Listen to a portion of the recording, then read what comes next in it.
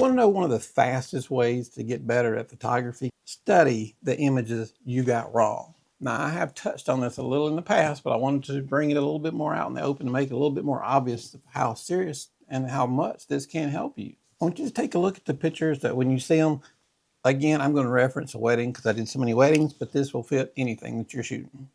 When you see a bad image, if you're like me, I move it out of the file. But I think in most cases, especially if you're learning, and even sometimes myself, move those bad images into a file to review later so that you can learn from those images. There's a lot to learn from the bad pictures. Not just happy that you got the good ones. Be glad you got those, but let's study the ones we didn't get as good. We're going to study the ones that almost worked. Take a look at the ones that could have been better. And the one that bothered you when you got home and you looked at it on the big screen and it looked so different than it did on the little screen. I can't tell you how many times that's happened to me. It looks fantastic on here. I get on, put it on the screen, I'm like, that is trash.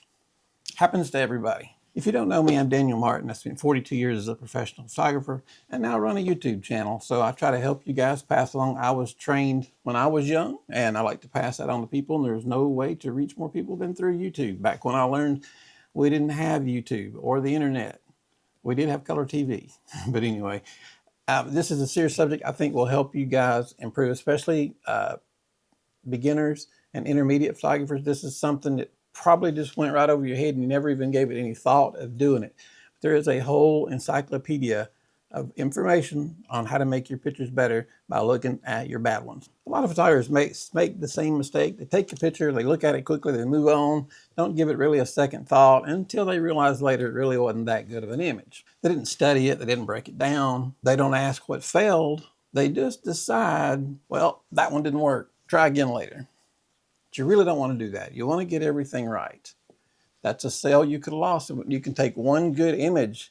There's been many, many, many times over the years that I've had this one single shot generate over $1,000 in revenue from just one shot at a wedding. So you don't want to miss that one shot because you didn't take the time to learn what happened. Because that'll hurt. That'll get you right in the pocketbook right there. But the problem is, the next time they're in the same situation, they do the same thing again. So we're right back where we started because we didn't learn from our first mistake. If the picture failed, you need to know why so that you don't repeat it. Was your focus off? Was the light flat? Was the pose a little awkward? Was the background distracting? Somebody back there in the background or something in the background? Was your timing late? Were you a little bit late with the shutter to catch that expression? Or did your settings just mess it up? Maybe you had the wrong settings. But by looking at your pictures that did not work, that you don't like, you can learn what to fix them. In fact, if you go into Photoshop, open up a RAW file or a JPEG to it, I believe you hit File and hit File Info, come down to Camera Setting, I believe it is, it will give you the information of everything of how it was shot. It will give you the ISO, shutter, every detail you want to know about the picture. So you can look back at the settings that you had of that picture, and if you're looking at it and you shot it at f11 and it's too dark, you probably could open that down to 5, 6 or so. But you can learn things from your bad pictures, so don't just trash them. They're gold for learning. Photos you missed, they're trying to tell you something. They're like, hey, you messed up. You just got to listen to why and what they're telling you. Inside, like I just said, inside every photo is tons of information. Even by just looking into Photoshop, you can get the information, camera information. Now there's a lot of other information you might need to know other than what the camera knows, but that will give you a starting point. A missed shot is not just disappointing, it is evidence. Maybe you rushed it. Maybe you didn't check the background. I've been a lot of talk about what's in backgrounds lately. You guys have been watching should know now, be checking that background all the time. Maybe you missed because you're moving too fast, and I've harped on that too. Take an extra second and get things right. Maybe the light looked better on here than it really looked when you got it on your big computer. Because this little screen, it's a good little screen, not complaining about them. I did a video the other day where you can put I used an Andocini monitor. You put it on there and get a 6-inch image instead of a little, what was this, 2 inches, something like that. So it makes it a lot easier to see. Or maybe you just settled for the picture that it was good enough so you could move on. But the difference between good enough and fantastic can be a lot of money. So you want to remember that. If you're honest with yourself, your photos will tell you what went wrong and what you need to work on. And one of the biggest lessons of my 42-year career, the photos you got wrong are sometimes a little more honest than the pictures that you got right. because sometimes you might have just got lucky. I mean, I'll take lucky. Well, I don't rule lucky out. I'd rather be lucky than good, some say. But we just want an overall, like I said, we're not all trying to be, not this week, we're not just trying to be average and then good and then just best photographer in the world. We're just trying to improve step by step by step, consistent improving. And looking at your pictures that didn't make the cut, that's the place where the evidence is at for you to start looking. It's fun to flip through all the pictures that you really like. Oh, check these out. And they're like, oh, yeah, like that, like that. But we're not showing them those 108, 174 that we trash those. That's our little secret. We're not going to tell anybody that. Ask the right questions. Don't just look at a photo and say, nah, I don't like that. Maybe the camera messed up. Maybe it was the camera. Maybe it wasn't me. You need to learn to ask the right questions. And those questions, what is the first thing wrong with this image? That's the first thing you can ask when you look at that image. What is wrong with this image? Where does your eye first go when you look at that image? Ask yourself, is that where your eye should be going when you look at this image? Is the expression working? Is the light helping or hurting? Is the focus where it needs to be? Remember, I said it needs to be the little box, the small box over the eye, or the scope one over the eye. Just a big box around the face is not good enough. If you're shooting down at 2.8 or lower, you'll get eyes out of focus and ears in focus, or tip and nose in focus and eyes out of focus. So you get down to those low 1.8 lenses, you need the scope or the little box on the eye. Nose ain't close enough. General face is not enough. Maybe the pose didn't look natural. Maybe they didn't feel natural in that pose. Did you frame it up good in the picture? Do you see maybe you should have went horizontal instead of vertical? Look at the pictures, and all those pictures, go through and look at each one and ask those questions. And then when you get done with each one, ask yourself, okay, next time I'm shooting this picture, what will I do differently to make it look right? And if you do that with each of your bad pictures, you will be amazed how you will grow and grow and grow as a photographer by looking at what you did wrong. All the information you need to know of how to get better is to see what you did wrong. I know that sounds crazy, but it's there. It's just right there in front of you, and almost nobody ever thinks to look there to get better. Not many people think, oh, that was terrible, but I bet it can make me look better. But in this case, it will. Identify what you would change in the next shot. Would you change your aperture, your shutter speed, something to do with the camera, or would you change the pose? Sometimes maybe walk up to the bride and groom or whatever situation you're shooting in and just take a second and talk to them. Maybe they feel nervous. Just get them to relax a little bit. Hey, we're going to have some fun. I'm going to shoot pictures and make a little smile. Just make connections with people, and your expressions will start getting better and better and better. Just stop pretending every photo shoot went great and learn from what didn't go great. Don't start blaming your cameras. We know this one. We like to blame our cameras. I've covered this many times. We don't want to blame the camera. It's us. We control the camera. The camera does not control us. You don't need a better lens. You don't need a better camera. You can take a Canon 10D that's, 20 years old, and you can get a great image with it if you know how to set it and work with it and get the right expression. It doesn't matter. As long as you do your part, that 20-year-old camera still has a shutter, ISO, everything it needs, just like the brand new ones do. And if you know how to do it, you can get the shot right. These mistakes that you make will keep repeating themselves over and over and over until you finally take a look at what's going wrong and learn how to fix it. But I can guarantee you, in just a couple of weeks with some consistent photography, some consistent shoots, keep studying your bad pictures, learn why it's bad.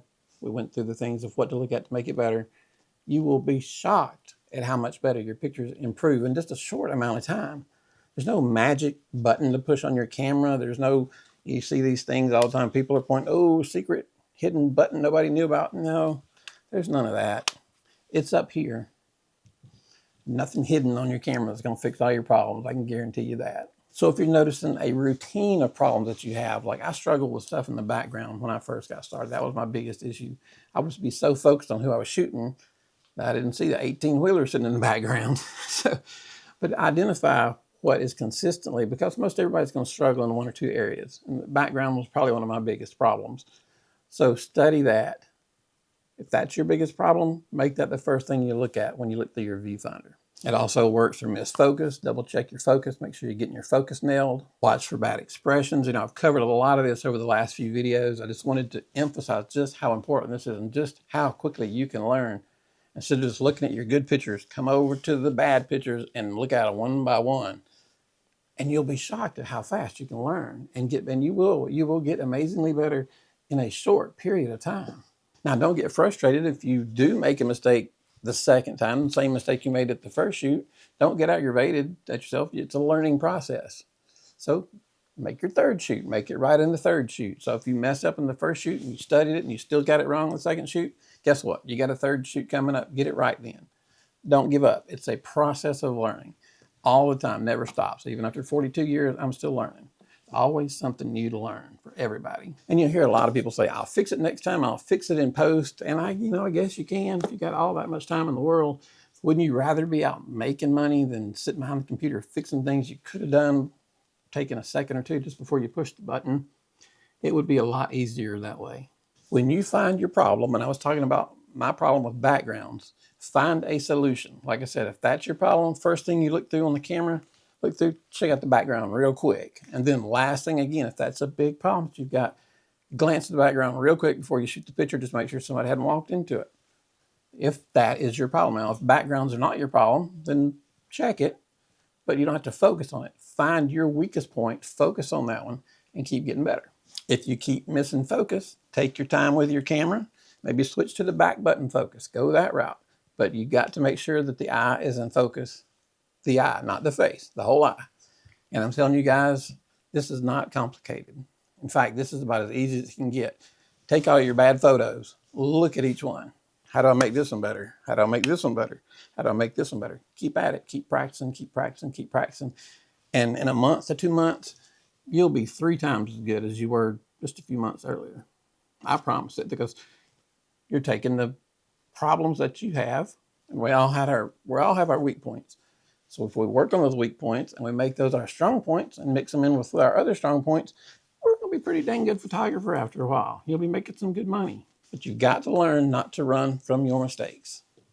I'm not saying show them to the client, but I'm saying you need to study them as hard as you can to figure out what went wrong, how to fix it. What will happen after time, once you start doing this process, you'll recognize your problems faster, so you can fix it a lot faster. That is how you're going to improve over time. You're not going to become magical. You're just going to notice it quicker, and then you're going to fix it quicker. And once you make that a habit, now you've got a good habit in place to go make some money and get better and better and keep raising your prices.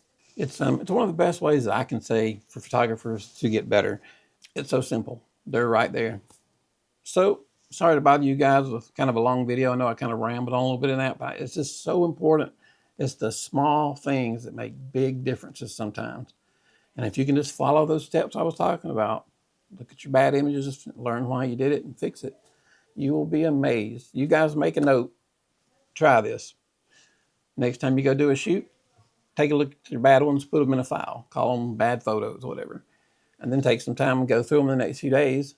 And then on your next shoot, see if your problems are tamping down a little bit. You probably have less and less bad photos. By 3 months later, you're pretty much not going to have any bad photos. That is going to help save you time. It's going to make you a lot of money. It's going to make you a much better photographer, and it's going to take a lot of frustration away. But anyway, guys, I appreciate it. I appreciate you listening to me. I learned over 42 years, and I hope it helps. And if you have any questions about anything we talked about, leave a message down at the bottom. I'll be glad to get back to you. Make this your home for photography. We try to help everybody around here. We've got beginners all the way to guys with more experience than I've got. Everyone is welcome. You guys, thank you for your time. Have a good day.